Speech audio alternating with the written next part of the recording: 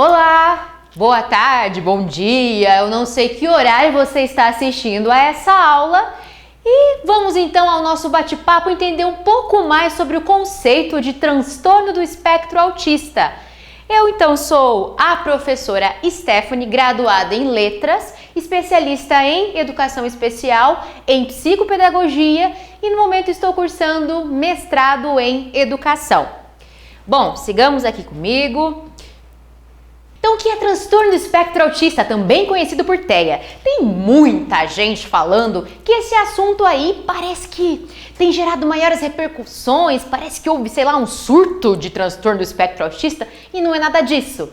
A questão é que as informações estão sendo muito mais propagadas.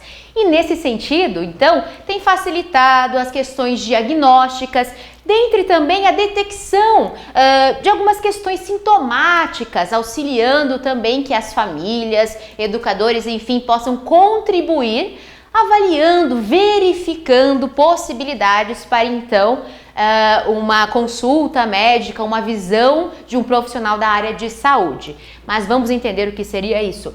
Transtorno espectro autista é um distúrbio de desenvolvimento complexo que se caracteriza por déficits na comunicação. Então, o primeiro item aí, comunicação no caso oral, e em habilidades para desenvolver, manter e compreender relacionamentos sociais.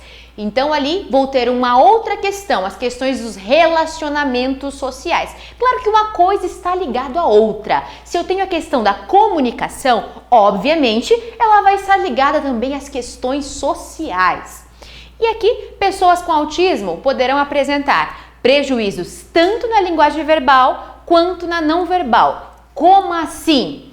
Bom, nós estamos mais acostumados, por exemplo, muitas vezes alguém fala as coisas pela metade, né? Ou então fala alguma palavra que você talvez não tenha compreendido, mas pelo contexto, ou então pela expressão facial, os gestos que aquela pessoa fez uso, eu consigo determinar sobre o que se trata, qual é esse assunto.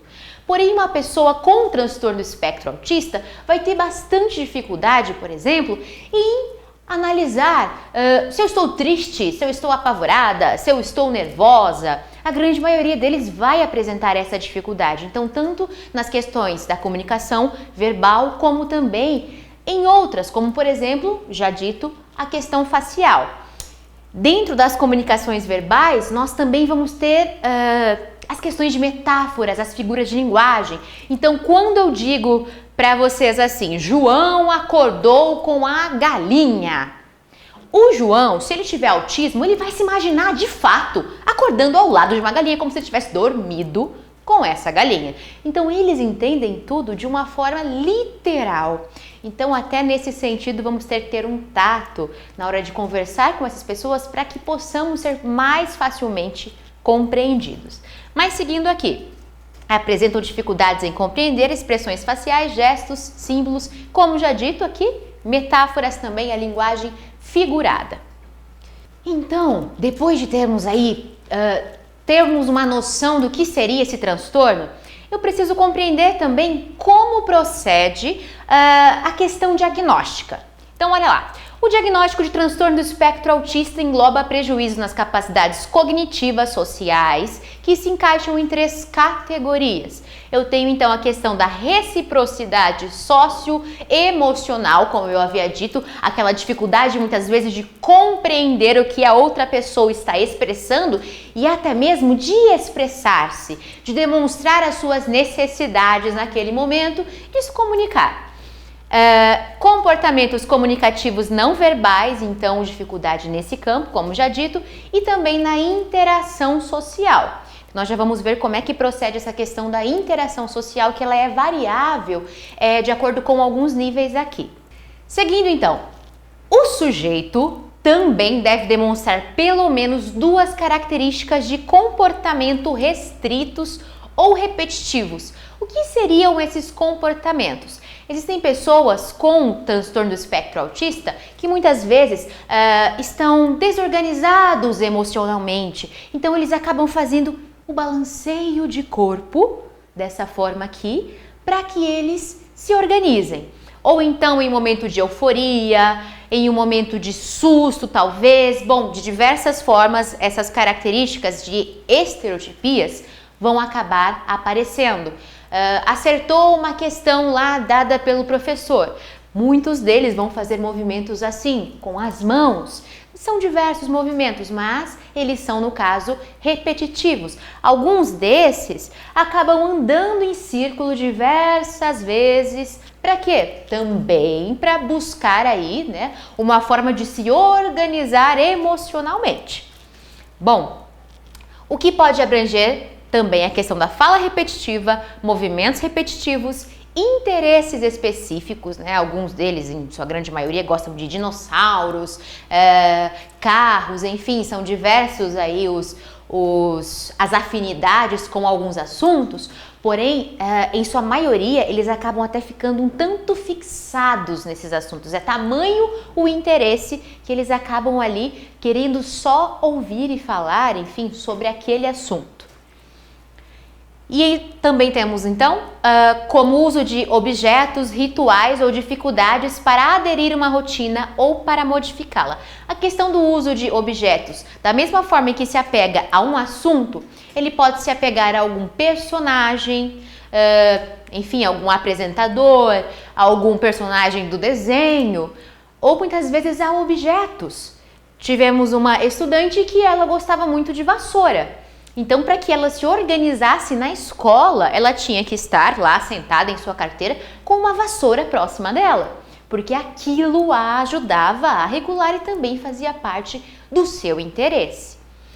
E a questão da rotina? Eu creio que você já deve ter ouvido falar sobre essa questão de que rotina ela precisa ser rígida para as pessoas com transtorno do espectro autista. Bom, tem que se haver uma avaliação se vai necessitar ou não da questão de rotina, mas em sua grande maioria necessita. E o que seria essa rotina? Bom, alguns, por exemplo, se tem o hábito de ir ao psicólogo pelo mesmo caminho, mas aconteceu alguma coisa, não sei, estão arrumando ali a rua, enfim, o asfalto, e aí o que houve? A família, enfim, o pai, a mãe, teve que desviar daquele caminho para chegar até a sua consulta. Esse estudante, só pelo fato de ter desviado o caminho, né, essa pessoa, só pelo fato de ter desviado esse caminho, ela também acaba se desestruturando. Então, essas questões de rotina fixa, elas acabam ocorrendo aí de diversas maneiras. E claro, também, existem estudantes que precisam da antecipação. Que seria isso? Você tem que saber exatamente o que vai ocorrer na semana para conseguir trabalhar até as questões de ansiedade, as questões de atenção desse estudante. Mas já vamos falar um pouco mais sobre. Comportamentos sensoriais restritos ou repetitivos também se encaixam nessa categoria. Então, incluindo sensibilidade a texturas, tocar ou cheirar, objetos de forma excessiva e obsessão com estímulos visuais ou sonoros. Então, vamos compreender isso. Dentro dessas questões sensoriais, eu tenho o hipersensível, por exemplo, que com o choro de criança, latido de cachorro, enfim, até o barulho da sala de aula, ele vai acabar se desestruturando nesse sentido. Então, muitas vezes, quando toca o sino da escola, até o tocar do sino, 2 minutinhos antes, alguém precisa antecipar para ele que o sino vai tocar, porque aquele som extremamente alto acaba desestruturando. Está ali dentro da sala de aula, estão cortando grama ali fora. Esse estudante hipersensível, muitas vezes ele não consegue separar o som da sala de aula, com os colegas, o professor falando, mas aquele som lá de fora. A gente já consegue trabalhar isso, consegue muitas vezes estar dentro de um ambiente e sabe que lá fora tem o som de pássaros, tem o som de sirene, enfim, e muitas vezes a gente consegue manter uma concentração maior. Agora, essa pessoa hipersensível já não consegue. Então, temos que utilizar de estratégias para amenizar essa situação. Bom, além disso, então, falei do hipersensível, que também tem outra questão, a questão do toque. Alguns deles não gostam de ser tocados, alguns deles vão preferir alimentos com uma determinada textura, porque talvez um alimento muito aquoso pode ser que incomode. Agora vamos falar do hipossensível. O hipossensível é o completamente contrário a tudo isso que eu especifiquei para você. O hipossensível, ele procura estímulos. Como assim? Bom, desde criança, por exemplo, quando você dá uma banana para uma criança, essa criança vai pegar a banana, ao invés de já pensar em se alimentar dela, muitas vezes, ela pode ser que ela fique enrolando ali, amassando só para ter o gosto de sentir aquela textura. Que no caso do hipersensível ele iria repelir na hora, ele não iria aceitar, mas o hipo procura esses estímulos. Muitas vezes ouve a TV em volumes altíssimos, ouve música em volumes altíssimos e alguns não apresentam deficiência auditiva. Porém, às vezes a família pensa que apresenta porque gosta desse estímulo auditivo. Gosta de ser tocado, gosta de diferentes superfícies, mexer com tinta, pisar na areia, pisar na grama, enfim. Esse vai sempre estar procurando estímulos. Bom, os sintomas compatíveis com TEA devem estar presentes desde o início da infância e causar prejuízo significativo no funcionamento adaptativo. Então, existem famílias que não conseguem perceber, que não conseguem notar desde lá do início da infância que está havendo ali algo diferente, que está havendo muitas vezes alguma questão na fala, alguma questão gestual, alguma questão na compreensão muitas vezes da face e às vezes, muitas vezes as famílias não percebem. Muitas vezes também pode ser o filho único, então acha assim, bom, ele tá numa fase, enfim, e aí acabam passando despercebidos. Alguns são até confundidos como pessoas simplesmente tímidas, e na verdade isso precisa ser avaliado o quanto antes, claro, nos primeiros, aí no início, né, aí no caso a primeira infância. Já existe também a questão da legislação de 2017 que prevê que o SUS, né, prevê pelo SUS, que os médicos possam já começar a avaliar as questões neurológicas como forma de prevenção. Bom, seguindo, para ficar mais fácil, para que você entenda, vamos lá. Eu tinha aqui o DSM, que é o Manual de Diagnósticos, o DSM-4 de 94. O que ele previa? Bom, transtornos invasivos do desenvolvimento, que era também conhecido como TID. O que tinha dentro desse pacote? Transtorno autista, transtorno de Asperger, transtorno desintegrativo da infância, transtorno de Rett e transtorno invasivo do desenvolvimento sem outra especificação. Já a partir do DSM-5 de 2014, tudo isso que estava nesse pacote passa a adentrar a esse, que no caso o transtorno do espectro autista. Então, agora, nesse pacote aqui, nós vamos subdividir em nível 1, que é o leve, que exige pouco apoio, nível 2, moderado, que exige apoio substancial, e o nível 3, que é o severo, que exige apoio muito substancial. Nós vamos ver de forma específica sobre cada um desses apoios. Vale ressaltar que ainda na área médica, enfim, existem médicos que acabam, no momento da construção, né, da conclusão do laudo, acabam ali assinalando Asperger. Então, ainda se há essa colocação, enfim, essa utilização. Porém, Asperger está dentro do transtorno espectro autista. É importante lembrar que o que indica transtorno do espectro autista em um laudo é o F84, certo? O F84 vai indicar transtorno do espectro autista. E agora, então, como vai funcionar essas questões das divisões aí dos níveis? Então, olha só, o nível 1 necessita de pouco apoio. Vamos ver aqui. Comunicação social pode apresentar dificuldades para se relacionar socialmente, como para iniciar um diálogo, apresentando pouco interesse, né? Vai ficar ali num canto, se ninguém mexer, vai continuar naquele canto ali. Não vai apresentar interesse, iniciativa em iniciar algum diálogo, em iniciar alguma amizade. Porém, se estimulado a interagir, poderá apresentar comunicação com respostas mais objetivas. Aquela questão assim: oi, você tá bem? Tô, né?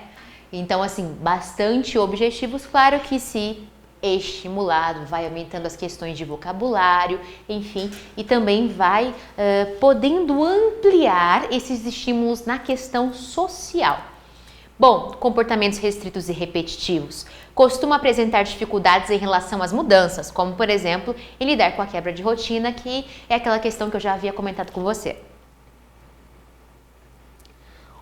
Nível 2, necessidade de apoio substancial. Esse nível 2 também conhecido como o moderado.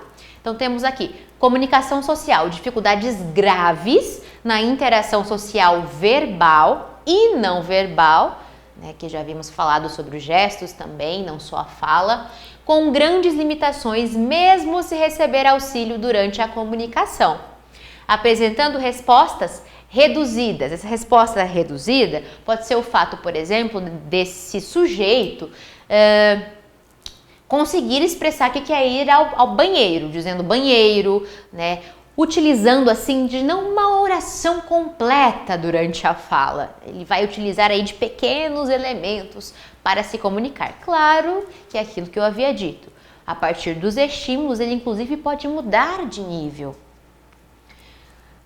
Comportamentos restritos e repetitivos. Há dificuldade em lidar com mudanças, apresentando assim algumas repetições de movimentos com as mãos ou corpo. Aquela questão que eu já havia falado das estereotipias, também conhecidos por flappings, né? Aquelas movimentações das mãos e também a questão do balanceio do corpo.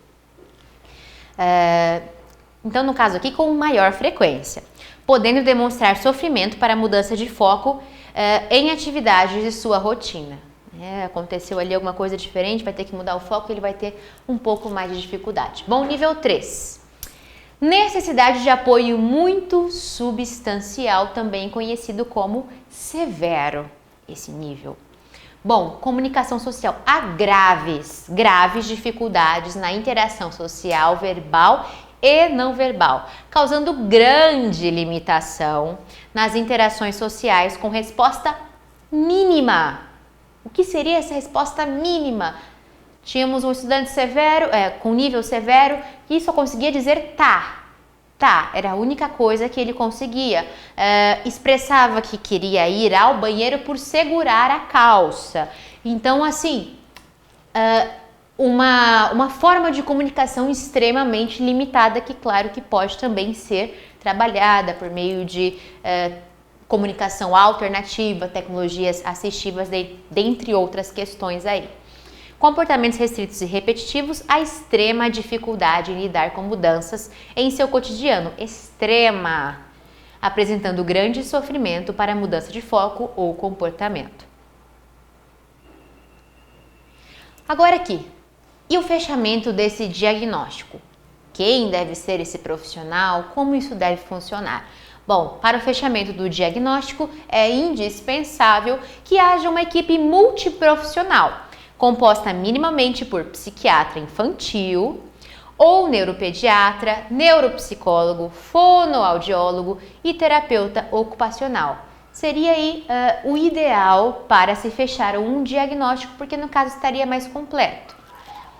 Vale destacar que a equipe citada poderá solicitar a contribuição de outros profissionais da área da saúde e da educação. Então, se eu muitas vezes estou trabalhando com a área da saúde, talvez esse profissional, esse neuro ou esse psiquiatra, pode pedir auxílio de um geneticista, muitas vezes, para tentar, né, visualizar ou compreender um pouco dessa causa, enfim. E profissionais de educação, que muitas vezes, quando o neuropsicólogo está avaliando, muitas vezes ele vai solicitar que professor preste algum relatório, a escola preste algum relatório, para que ele também compreenda como esse estudante acaba se comportando, enfim, lidando com as questões pedagógicas e com as questões do espaço escolar.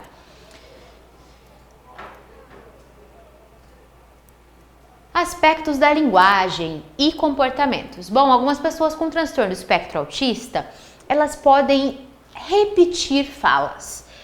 Essas falas repetidas podem ser aí parte de filmes, enfim, desenhos, piada que ouviu, e ela vai acontecer aí de algumas formas que nós vamos visualizar. Já acabei adiantando aqui.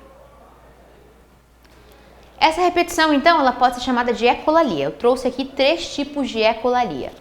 Bom, imediata, que seria a repetição de frases que acabam de ouvir. Então tem professor que confunde, o estudante começou a falar, e na verdade é assim, se você diz para ele, você quer ir ao banheiro? Banheiro. Você está bem?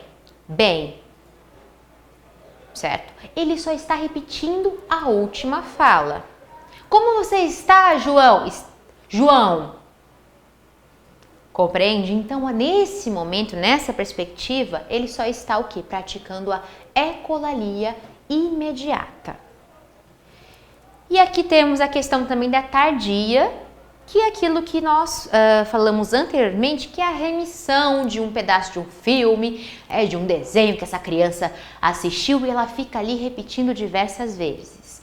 Pode acontecer que uma criança tenha uma comunicação fluente, bacana, regular e também apresente uma ecolalia tardia? Sim, esse processo também pode ser misto.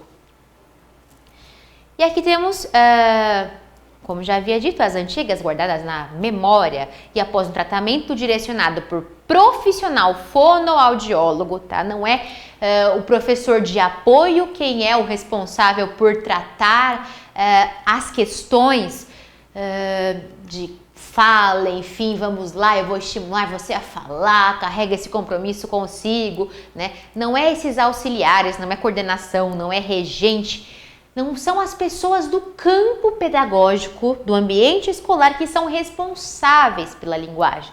Claro que elas acabam auxiliando e também vão criar recursos para que aquela criança, aquele estudante consiga se comunicar, pelo menos prestar aí uma possibilidade de dizer o que sente, né, o que quer, o que deseja fazer. Mas o profissional ideal para isso, então, é o fonoaudiólogo. E ele pode trabalhar essa questão da ecolalia e esse estudante pode deixar, no caso, ela pode deixar de ser uma ecolalia imediata e tardia para se tornar uma mitigada. Então, a mitigada, durante a emissão, poderão ocorrer modificações na fala, reproduzida para situações diferentes, tendo como intenção a comunicação, inclusive com alteração no tom de voz e no ritmo da fala. E claro que isso é diversas vezes trabalhado aí por um fonoaudiólogo para que ele prepare aquela repetição e traga um pouco de funcionalidade a ela. Embora não haja uma cura para o TEA, existem tratamentos que poderão proporcionar maior qualidade de vida, assim como progressos comportamentais, cognitivos, né? Enfim, dentre outros aí. É importante também destacar que, além de não haver uma cura, até o momento não há também dados assim comprovados da causa. Existem diversas hipóteses, enfim, mas não há nada comprovado sobre. A prevalência, que é importante vocês verificarem aqui, que a estimativa brasileira referente ao número de pessoas com autismo indica 2 milhões de brasileiros. É importante também destacar que a ocorrência de autismo é maior no sexo masculino. Então, com a proporção de 5 meninos para cada menina. Dessa forma, calcula-se aproximadamente um caso de autismo para cada 42 nascimentos de meninos, enquanto que para o sexo feminino, a relação seria de um caso para cada grupo de 189 meninas. Outro dado importante é que de 60% a 70% das pessoas que apresentam o transtorno do espectro autista vão então também apresentar a deficiência intelectual. Bom, para reflexão aqui, para o encerramento, vamos ler. Se afasta da janela, querida, você não vai querer ficar para trás, certo? E a menina ali olhando aquele espaço de fora, que sons legais! E aqui os colegas todos ali bitolados em uma forma padronizada de aprendizagem. Bom, quero aqui deixar claro que apesar de eu ter, suponhamos, numa sala 5 estudantes com autismo, cada um vai apresentar características diferentes. Cada um vai apresentar uma forma e vai precisar de uma forma diferente também de ser ensinado. Assim como os estudantes neurotípicos, que não apresentam o transtorno do espectro autista, por exemplo, cada um tem o seu tempo, a sua forma de aprendizado. E claro que todas as questões devem ser relevadas, inclusive a bagagem cultural, que chamamos de currículo oculto, o que essa criança traz consigo.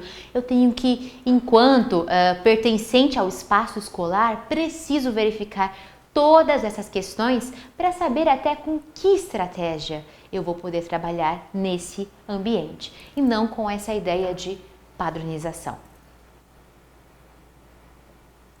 Deixo aqui então algumas referências e, claro, agradeço esse tempo que você passou comigo. Deixo aqui também o nosso contato para qualquer dúvida, enfim, estamos aí disponíveis para conversar com você.